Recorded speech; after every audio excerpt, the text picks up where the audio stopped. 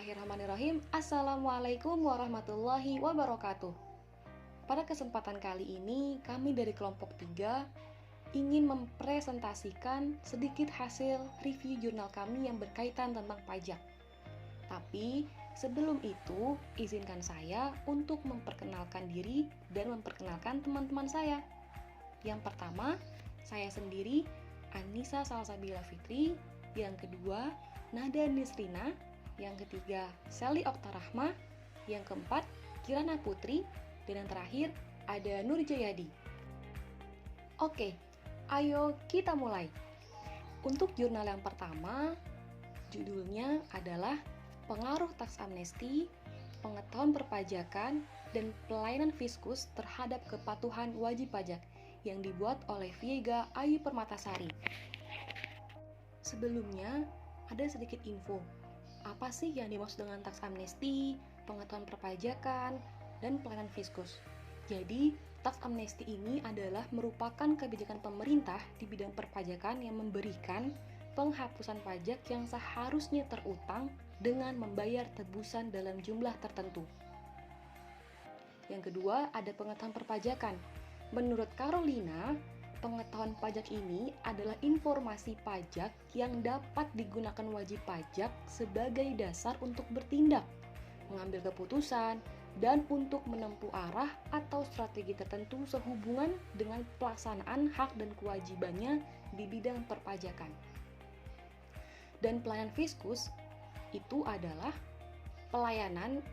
cara melayani, sementara fiskus merupakan petugas pajak.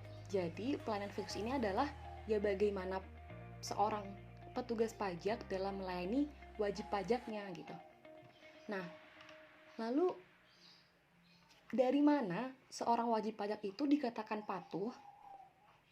Di sini dikatakan bahwa kepatuhan yang dikemukakan oleh NOWAK sebagai suatu iklim kepatuhan, kesadaran pemenuhan kewajiban perpajakan yang tercermin dalam situasi yang pertama, wajib pajak ini tuh paham atau berusaha untuk memahami semua ketentuan peraturan perundang-undangan. Yang kedua, wajib pajak ini dia mengisi formulir pajak dengan lengkap dan jelas. Yang ketiga, menghitung jumlah pajak yang terutang dengan benar. Dan yang terakhir adalah membayar pajak yang terutang tepat pada waktunya. Oke, selanjutnya adalah tujuan penelitian. Tujuan penelitian ini sesuai dengan judulnya ya.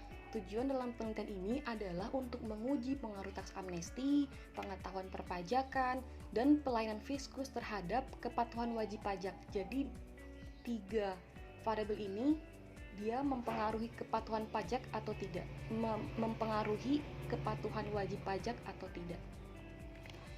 Selanjutnya adalah subjek penelitian.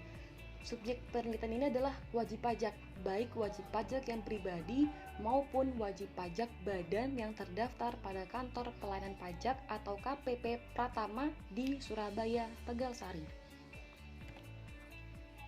Dan metode penelitiannya, yang pertama ini adalah jenis penelitian dan gambaran dari populasi objek penelitian.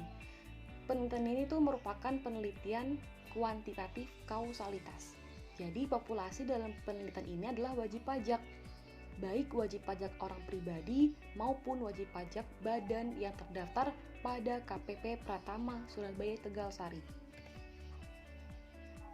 Dan teknik pengambilan sampelnya ini adalah dengan menggunakan accidental sampling, yaitu adalah teknik di mana penentuan sampel itu tuh berdasarkan kebetulan, yaitu siapa saja yang secara kebetulan bertemu dengan peneliti dapat digunakan sebagai sampel. Selanjutnya, ada teknik pengumpulan data. Jenis data yang digunakan dalam penelitian ini adalah data primer. Data primer yaitu data yang berasal langsung dari sumber data. Dan cara pengumpulannya itu adalah dengan menggunakan kuesioner, yaitu sejumlah daftar pertanyaan yang diajukan kepada responden. Hasil penelitiannya yaitu hasil analisis yang dilakukan menunjukkan bahwa ada pengaruh positif taks amnesti dan pengetahuan perpajakan. Sedangkan pelayanan fiskus tidak berpengaruh terhadap kepatuhan wajib pajak. Kesimpulannya yaitu, berdasarkan hasil uji T, bahwa variabel taks amnesti memiliki pengaruh positif terhadap kepatuhan wajib pajak, sehingga hipotesis diterima. Program taks amnesti memiliki pengaruh terhadap kepatuhan wajib pajak. Berdasarkan hasil uji T, bahwa variabel pengetahuan perpajakan memiliki pengaruh positif terhadap kepatuhan wajib pajak, sehingga hipotesis diterima. Dengan memiliki pengetahuan perpajakan, wajib pajak akan lebih mudah untuk menjalankan kewajiban perpajakannya sesuai dengan peraturan. Berdasarkan hasil uji T, bahwa variabel pelayanan fiskus tidak memiliki pengaruh terhadap kepatuhan wajib pajak, sehingga hipotesis ditolak.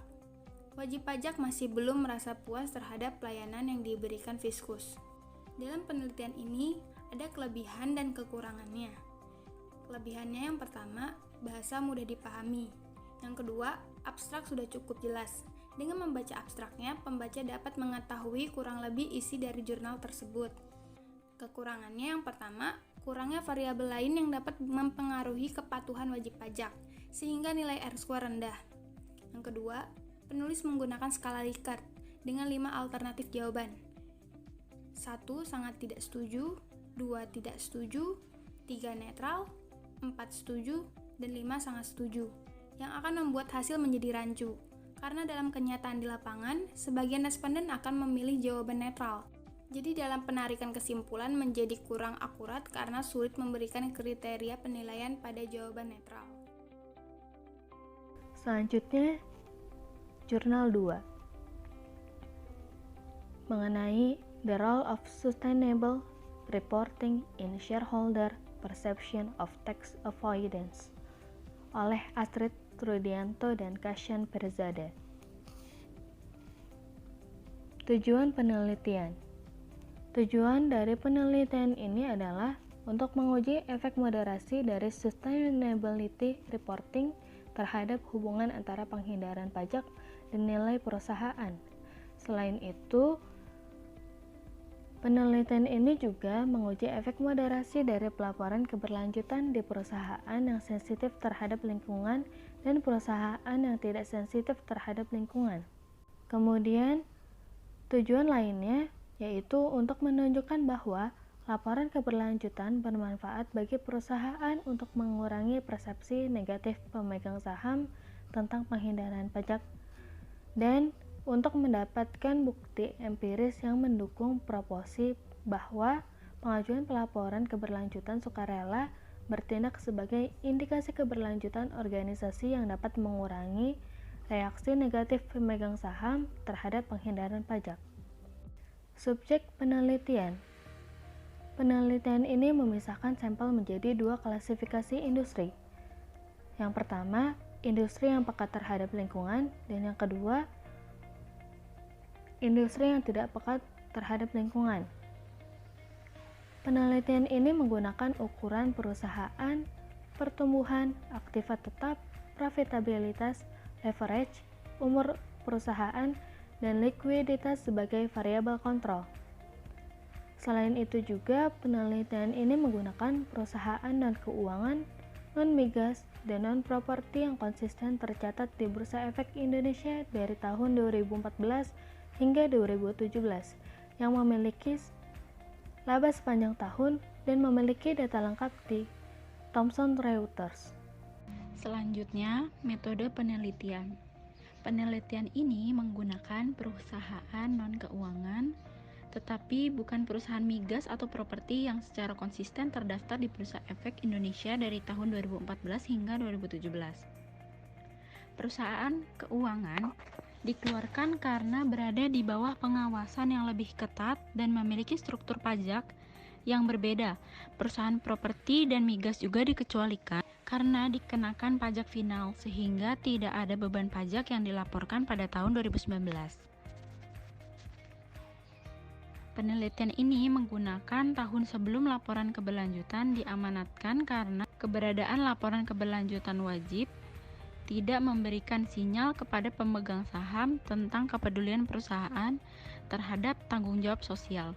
Jika laporan keberlanjutan diamanatkan, semua perusahaan harus membuat laporan keberlanjutan terlepas dari tingkat aktivitas tanggung jawab sosial mereka.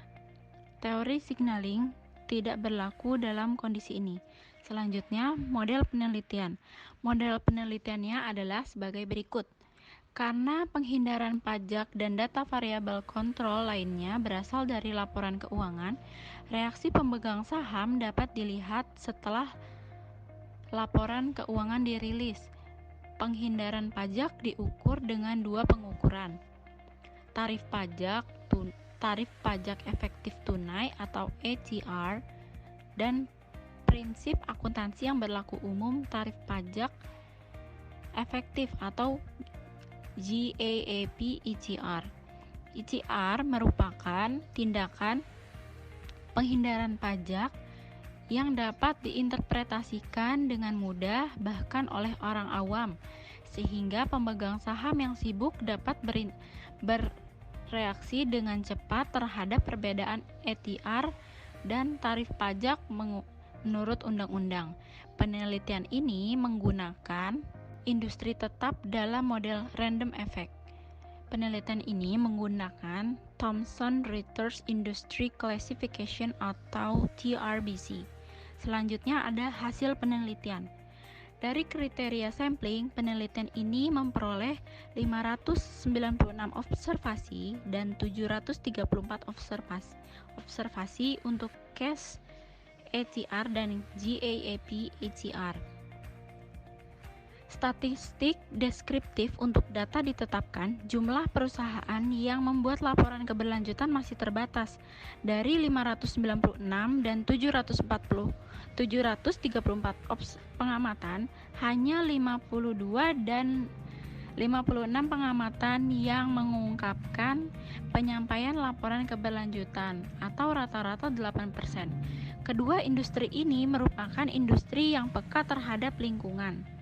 Oleh karena itu, untuk analisis tambahan, penelitian ini akan membedakan antara perusahaan yang peka terhadap lingkungan dan perusahaan yang tidak peka. Uji regresi menghasilkan tabel 3 menunjukkan bahwa penghindaran pajak tidak terkait dengan nilai perusahaan.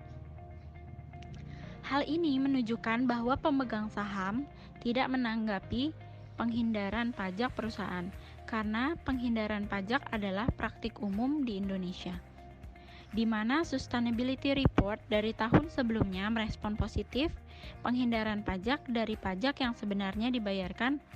Penurunan GAAP ETR diasumsikan berasal dari beban CSR, sehingga Sustainability Report mengurangi asumsi negatif penghindaran pajak. Asumsi ini diperkuat oleh fakta bahwa profitabilitas berhubungan positif dengan perusahaan hanya untuk persamaan GAAP ETR. Selanjutnya yaitu kelebihan dari jurnal yang kedua. Yang pertama, penjelasan yang mudah untuk dipahami. Yang kedua, memiliki analisis tambahan. Yang ketiga, memiliki referensi yang banyak. Yang keempat, memiliki sampel dalam jumlah yang cukup besar sehingga mencapai 596 observasi dan 734 observasi untuk case ETR dan GAAP ETR.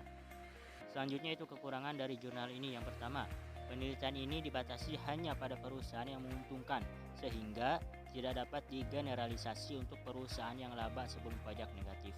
Yang kedua, makalah ini terbatas pada tahun 2017. Tahun 2018 dihilangkan karena perusahaan sedang mempersiapkan untuk membuat laporan keberlanjutan wajib untuk diterbitkan pada tahun 2019 sesuai dengan peraturan Otoritas Jasa Keuangan nomor 51 POJK 03 2017 tentang kewajiban membuat laporan keberlanjutan bagi perusahaan publik dan lembaga keuangan mulai 1 Januari 2019. Mungkin cukup sekian review yang dapat kami sampaikan dari dua jurnal tersebut. Kurang lebihnya mohon maaf. Assalamualaikum warahmatullahi wabarakatuh.